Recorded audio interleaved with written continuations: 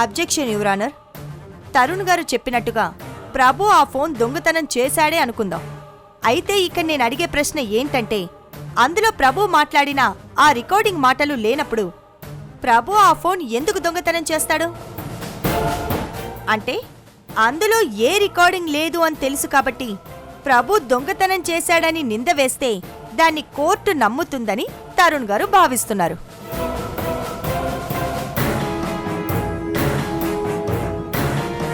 తరుణ్ గారి మాటలు విన్న న్యాయస్థానం ఇంతకు ముందు వరకు నిజం నిరూపించడానికి మా దగ్గర సాక్ష్యం లేదు అని చెప్పిన సాంబయ్య గారికి ఇంతకు మించిన సాక్ష్యం ఇంకేమీ ఉండదు అని తెలియజేసుకుంటూ, ఇన్ని రోజులు కోర్టుని మోసం చేయాలని చూసిన తరుణ్ గారు ఇంతకు ముందులా ఇప్పుడు కూడా వేరే స్టేట్ నుండి వచ్చిన ఆ DNA రిపోర్ట్స్ ని కూడా తారుమారు చేసుంటారని నా అనుమానం యువర్ ఆనర్.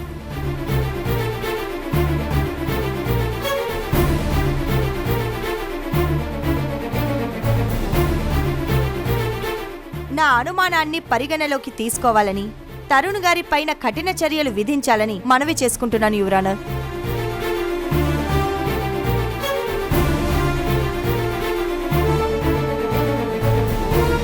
లాయర్ సుహాసిని గారి మాటల్ని పరిగణలోకి తీసుకుంటూ ఏసీపీ తరుణ్ కనబడకుండా పోయిన ఆ ఫోన్ని ఎలాగైనా కనిపెట్టాలని, ఒకవేళ ఆ ఫోన్ గనక బయటపడకపోతే అది మీ పోలీసు వ్యవస్థ మీదనే అపనమ్మకాన్ని కలిగిస్తుందని చెబుతూ, అందుకోసం ఈ న్యాయస్థానం మీకొక చివరి అవకాశాన్ని ఇస్తుంది.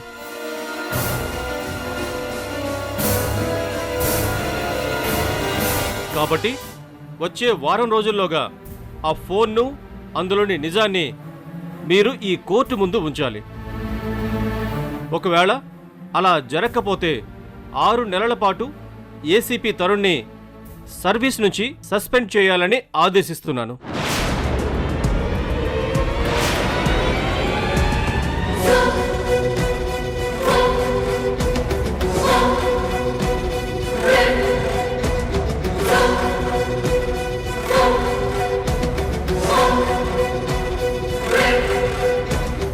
యువర్ ఆనర్, మీరు అనుమతిస్తే మురారి హారిక బిడ్డ అని లోకాన్ని నమ్మించేలా చేసి ఈ కేసుని ఒక మలుపు తిప్పడంలో కీలక సాక్షిగా మారిన ఉషా గారిని కొన్ని ప్రశ్నలు అడగాలనుకుంటున్నాను.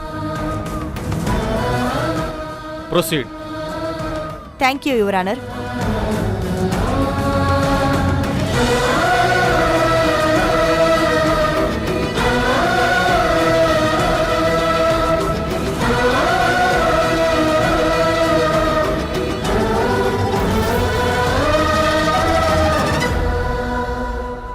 ఉషా గారు, ఇప్పుడు మిమ్మల్ని అడిగే ప్రశ్నలకి మీ మనస్సాక్షిని అద్దంలా ముందు పెట్టుకొని తడబడకుండా సమాధానం చెప్పండి. ఈ కేసు మొదటి వాయిదాలో మీరొక సంచలన విషయాన్ని బయటపెట్టారు. మీకు ఇంకా ఆ మాటలు గుర్తున్నాయా? గుర్తున్నాయి. మరి ఆ మాటలేంటో కోర్టు రికార్డుల్లో నిక్షిప్తమైన మీ వాదనను ఒక్కసారి మా అందరికీ గుర్తు చేస్తారా? హారిక అక్క బాబుని సునంద గారి బాబుగా మార్చిన కుట్ర గురించి అక్కడ పనిచేసిన నర్స్ నాకు నిజం చెప్పింది. ఆ విషయాన్నే నేను కోర్టులో చెప్పాను.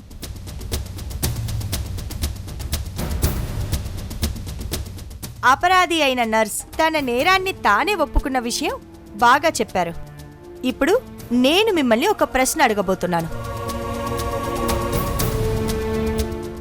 అది ఏంటి అంటే, బిడ్డల్ని మార్చడం అనేది ఒక సామాన్యమైన నేరం కాదు.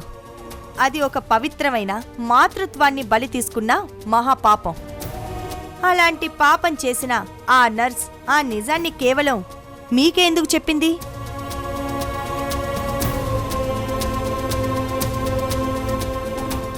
అదే ఇంట్లో ఉన్న మేఘన గారికో తరుణ్ గారికో అంతెందుకు, నేరుగా బాధితురాలైన హారిక గారికి చెప్పి తను చేసిన తప్పుని ఒప్పుకోవచ్చు కదా.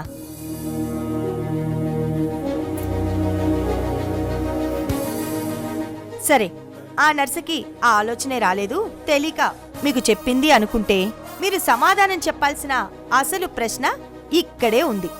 మీకు ఆ నిజాన్ని చెప్పిన నర్స్ సడన్ గా ఊరొదిలేసి ఎందుకు పారిపోయింది అనేది మీకు తెలుసా? బతుకు తెరువు కోసం వచ్చిన మనిషికి బతుకుని పణంగా పెట్టి పారిపోయేంత ఇబ్బంది ఏం కలుగుంటుంది అనేది మీకు తెలుసా?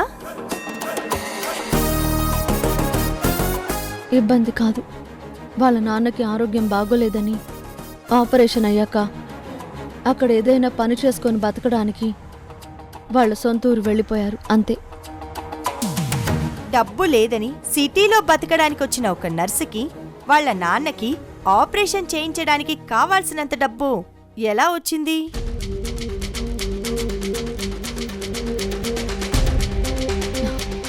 అది నాకు తెలీదు. ఉషా గారు తెలీదు అంటున్న ఆ విషయం నాకు తెలుసు యువరానర్. తన తండ్రికి ఆపరేషన్ పూర్తవ్వడానికి ఆ నర్సుకి డబ్బిచ్చింది ఎవరో కాదు, ఈ ఉషానే.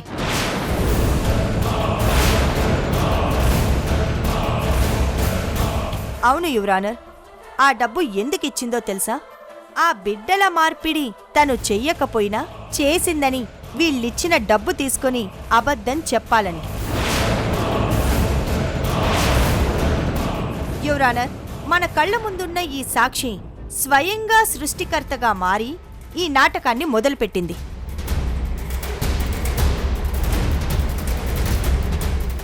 ఏ నర్సు గురించైతే ఉషా చెప్పిందో ఆ నర్సు హారిక బిడ్డని మార్చలేదు. ఆ రోజు రాత్రి డెలివరీ టైంలో ఉన్న నర్సు గురించి పూర్తి వివరాలు తెలుసుకొని కావాలని లేని మాటల్ని ఉన్నట్టుగా, జరగని దాన్ని జరిగినట్టుగా ఈ ఉషా కథ అల్లి కోర్టులో చెప్పింది. అంతేకాదు యువరానర్, నువ్విక్కడే ఉంటే మాకెప్పటికైనా ఇబ్బంది అని కావాలని నర్సుని భయపెట్టి ఎక్కువ డబ్బిచ్చి తను ఊరు వదిలి వెళ్ళిపోయేలా చేశారు. కావాలంటే ఆ నర్సు చివరిసారి వెళ్లే ముందు ఉషని కలిసిన ఫోటో సాక్ష్యంగా ఉంది.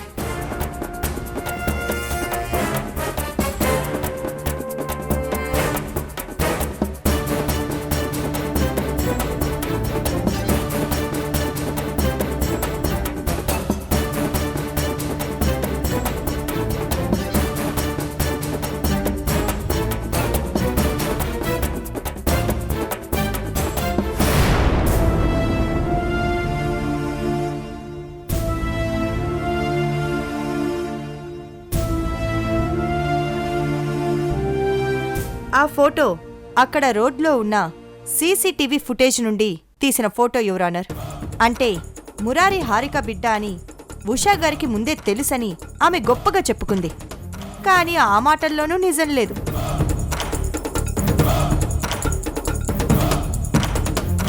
అంతేకాదు, ఇది ఉషా గారి అజ్ఞాత స్వరం కాదు. ఇది ఆ కుట్రలో భాగస్వాములైన అపరాధుల స్వరం. ఇది తరుణ్, హారిక, ఉషా కలిసి చేసిన అతిపెద్ద కుట్ర.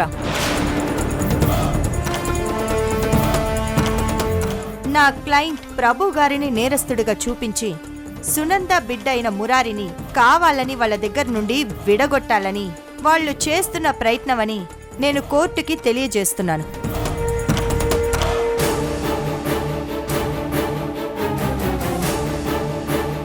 యువర్ ఆనర్, సుహాసిని గారు చెప్పింది పూర్తిగా అబద్ధం. తను ఆ ఫోటోని చూపిస్తూ కుట్ర అని పేరు పెడుతూ నాపై చేస్తున్న అబద్ధపు వాదనకు అర్థం లేదు. ఎందుకంటే హారిక అక్క బాబుని సునంద గారి బాబుగా మార్చింది పచ్చి నిజం. ఆ నిజానికి అబద్ధం అని పేరు పెడుతుంది నేను కాదు, సుహాసిని గారు.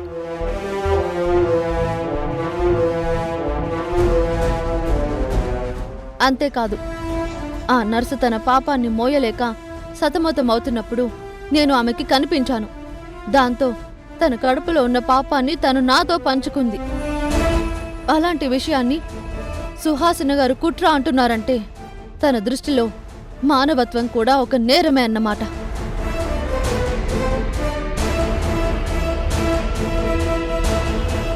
అయినా సుహాసిని గారు, మీరు నిరూపించాల్సింది నా క్యారెక్టర్ గురించి కాదు, ప్రభు గారు బిడ్డలను మార్చి చేసిన ఆ అఘాయిత్యం గురించి.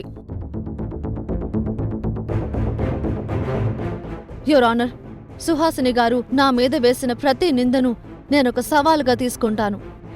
ఎందుకంటే నేను అబద్ధం చెప్పలేదు. ఒక అబద్ధాన్ని ప్రాణంగా కాపాడుకుంటున్న వారి నిజ స్వరూపాన్ని మాత్రమే బయట పెట్టాలని చూశాను. అందుకే నిజమనే వెలుగులో సుహాసిని గారు సృష్టించిన ఈ అబద్ధపు చీకటి ఎంతసేపు నిలబడుతుందో కాలమే నిర్ణయిస్తుంది. అప్పటి వరకు నిజాన్ని గెలిపించడానికి, ధర్మాన్ని నిలబెట్టడానికి నేను పోరాడతాను.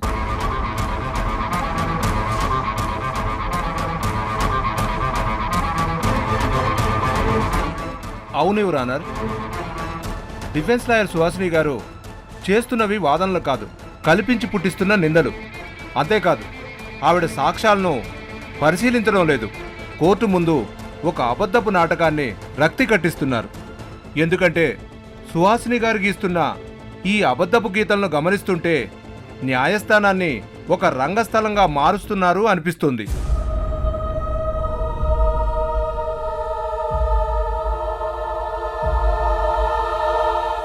యువర్ ఆనర్, నిజం నీళ్ల లాంటిది. పాత్రను బట్టి ఆకారం మారుస్తుందే గాని అది తన స్వభావాన్ని వదులుకోదు. అయితే సుహాసిని గారు నిజాన్ని వదిలేసి నీడ వెంట పడుతూ చీకట్టే సూర్యుడని నమ్మించే ప్రయత్నం చేస్తున్నారు. అంతేకాదు, అద్దంలో కనిపించే ప్రతిబింబం చూసి అద్దమే నిజమైన ముఖమని భ్రమపడ్డం ఎంత అజ్ఞానమో డిఫెన్స్ లాయర్ గారు అబద్ధపు ఆధారాన్ని వినిపించి నిజమని నమ్మమని ఈ కోర్టును కోరడం అంతకంటే పెద్ద అపరాధం.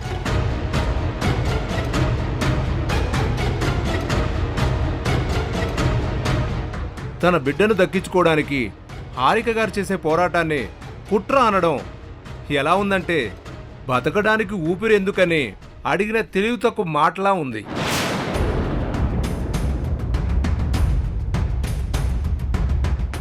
యువర్ ఆనర్, చివరిసారిగా మీరు అనుమతిస్తే సునంద ప్రభువులను, హారిక తరుణులను ఈ న్యాయస్థానం ముందు ఒకేసారి ఫోన్లో నిలబెట్టి ప్రశ్నించాలని అనుకుంటున్నాను.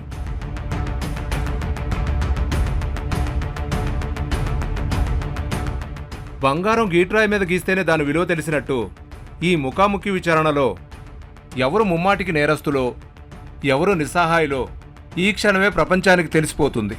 కాబట్టి ధర్మాన్ని నిలబెట్టడానికి చేసే ఈ చివరి ప్రయత్నాన్ని అనుమతించవలసిందిగా నేను మనస్ఫూర్తిగా కోరుకుంటున్నాను. సునంద ప్రభు మరియు హారిక తరుణ్ ఈ నలుగురు విచారణ కోసం బోన్లోకి రావాల్సిందిగా ఆదేశిస్తున్నాను.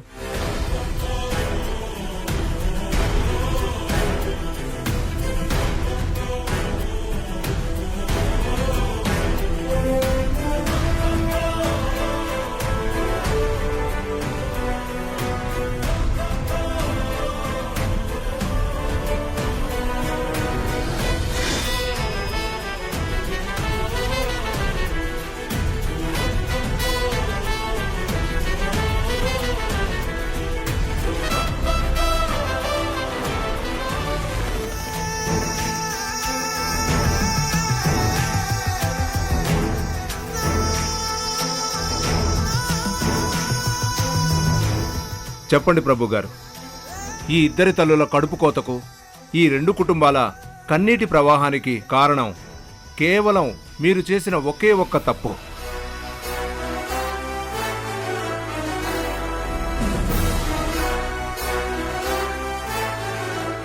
అయితే ఒక తప్పును దాచడానికి 100 అబద్ధాలు అల్లడం మీకు తెలిసిన విద్య అనుకుంటే ఆ అబద్ధాల్ని ఈరోజు బయటపెట్టడం నా ధర్మం.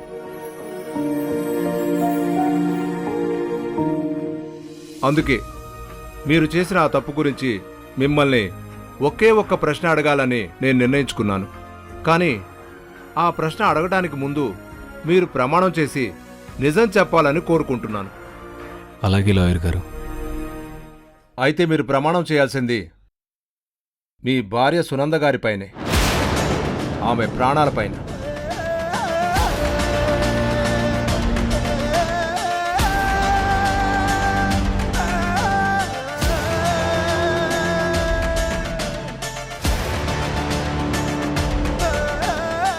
ఎందుకంటే మీరు ఏ తప్పు చేయలేదని నమ్ముతున్నారు. దానికి తోడు సుహాసిని గారు DNA టెస్ట్ని తరుణ్ గారు మళ్ళీ తారుమారు చేశారని అంటున్నారు. కాబట్టి ఈరోజు మురారి ఎవరు కొడుకనే నిజాన్ని ఆ తప్పు చేసిన మీరే తేల్చి చెప్పాలి.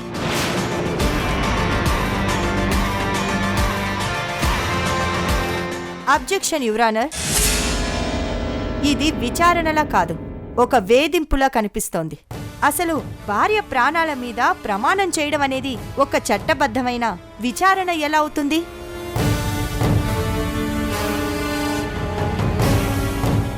ప్రమాణాలు చేయించడం అనేది కోర్టుకు ఉన్న అధికారమే కావచ్చు, కానీ ఒక లాయర్ తన ఇష్టానుసారం మనుషుల ప్రాణాల్ని పణంగా పెట్టి ప్రమాణం చేయమనడం అనేది ఆ అధికార దుర్వినియోగం అవుతుంది. యువరానర్, అబద్ధాలనే ఆభరణాలుగా తొడుక్కున్నవారు అధికార దుర్వినియోగం గురించి మాట్లాడడం విడ్డూరంగా ఉంది. అయినా నేను ప్రభుగారిని ప్రమాణం చేయమని అడిగింది ఆయనలో ఉన్న భయాన్ని పరీక్షించడానికి కాదు, ఆయన మనస్సాక్షిగా చేసిన తప్పుకు నిజాన్ని ఒప్పుకునేలా ప్రేరేపించడానికి.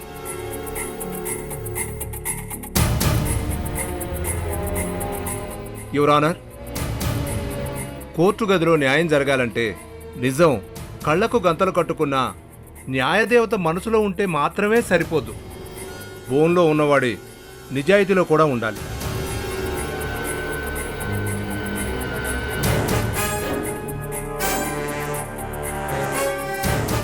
అయినా డిఫెన్స్ లాయర్ గారు అభ్యంతరం చెప్తున్నారు అంటే ఆ ప్రమాణం చేయడం వల్ల ప్రభువు గారు నిజం చెప్పలేరని సుహాసిని గారు ముందే నిర్ణయించుకున్నారా?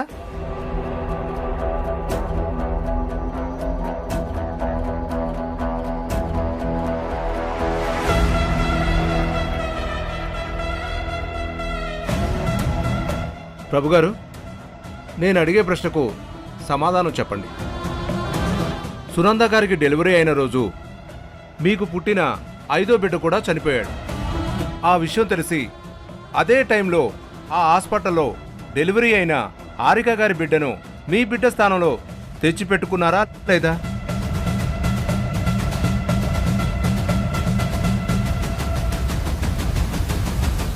అలా ఒక తల్లికి దక్కాల్సిన ఆత్మీయతను, ఒక పసివాడికి దక్కాల్సిన రక్త సంబంధాన్ని దూరం చేశారన్నది నిజమా కాదా అన్నది మీరు సునంద గారి మీద ఒట్టేసి చెప్పండి.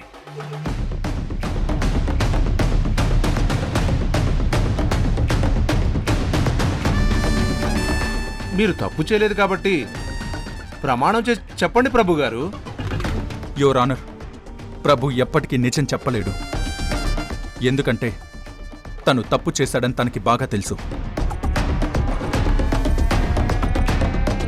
తను చేసింది నేరం తన మనస్సాక్షి ప్రతిరోజు చంపుతుంది కాబట్టి ఇప్పుడు అతను మౌనంతో తన అపరాధాన్ని కాపాడాలని చూస్తున్నాడు.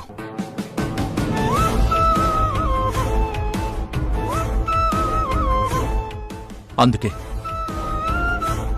మురారి మా కన్న కొడుకు అని నిరూపించుకోవడానికి నేను నా భార్య పైన ఒట్టేసి తన ప్రాణాల మీద ప్రమాణం చేసి చెప్తాను సార్.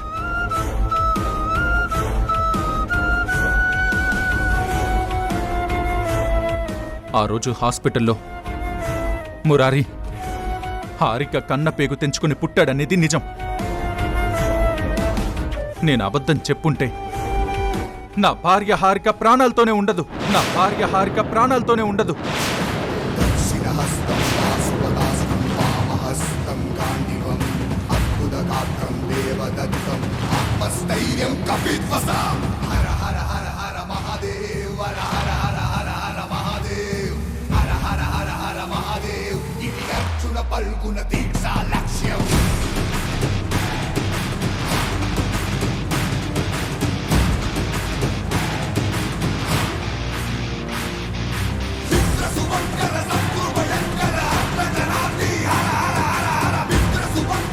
మీరే విన్నారుగా యువర్ ఆనర్, తరుణ్ గారు ఏదో తొందరలోనో ఆవేశంలోనో ఈ మాటలు అనలేదు. నిప్పు కణిక లాంటి నిజాయితీగా ఉండే తెగువతో తన బిడ్డ కోసం ఒక తండ్రి పడే తపనతో మాట్లాడారు.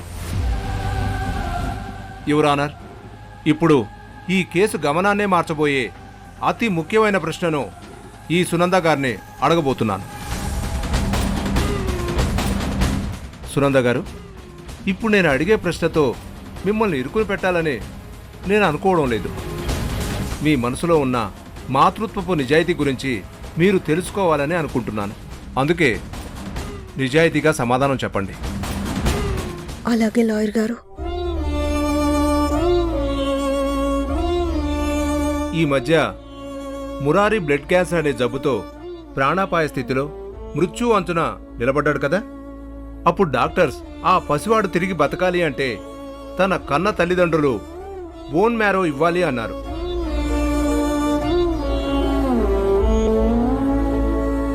అయితే సునంద గారు, మురారికి మీరే కన్నతల్లి అని మిమ్మల్ని ఈ రోజు వరకు నమ్మించి మోసం చేస్తూ వస్తున్న ప్రభు గారి బోన్ మ్యారో కానీ మీ బోన్ మ్యారో కానీ మురారికి మ్యాచ్ అయిందా?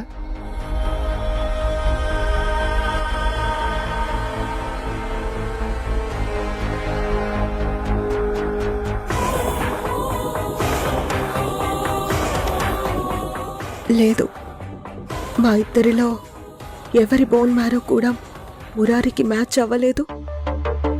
మరి మురారి ఊపిరిని నిలబెట్టింది ఏ తల్లి బోన్ మ్యారో అనేది చెప్తారా?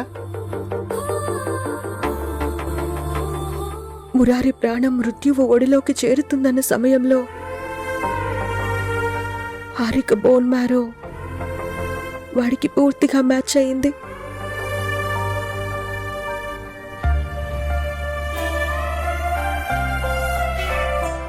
అలా హారిక గారి మూలంగా మురారి తిరిగి ప్రాణం పోసుకున్నాడు.